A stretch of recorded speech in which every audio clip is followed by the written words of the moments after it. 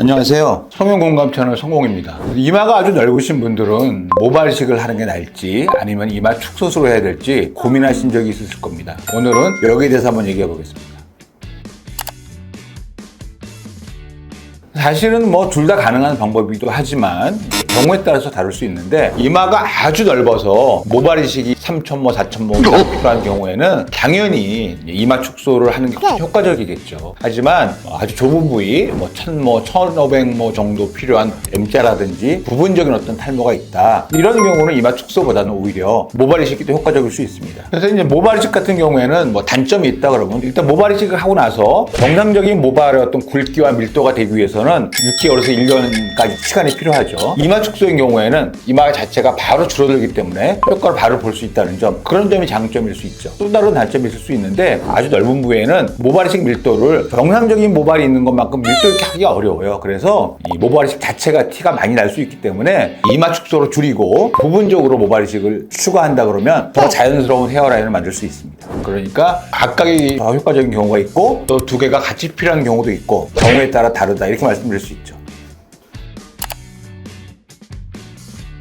그래서 이제 한 예를 들어서 설명을 하면은, 이 양쪽에 M자만 넓지 않은 부위로 있다, 이런 경우는 당연히 모발이식이 더 유리할 수 있고, 이마 축소를 만약에 한다 그러면 M자에 맞게 이마 축소하기도 어렵고, 또 만약에 한다 그러면 정상적인 M자에서 튀어나온 부위의 많은 부분을 절제해내고 수술을 해서 라인을 맞춰야 되거든요. 그러니까 이런 경우는 사실은 이마 축소보다는 모발이식이 당연히 유리하고, 하지만 이마가 넓고 M자가 아주 깊고 넓은 경우에는 모발이식으로 우리가 M자를 많이 메꾼다고 해도 너무나 많은 모발이식 개수가 필요하고, 티도 많이 나고, 또 완전히 커버가 일차적으로 되기가 어렵죠. 그러니까 이런 경우에는 헤어라인을 따라서 상당량의 부분을 이마 축소로 줄이고, 남는 부분에 대해서 모발이식으로 커버하면 훨씬 더 적은 모발이식 양으로 자연스럽게 만들 수가 있죠.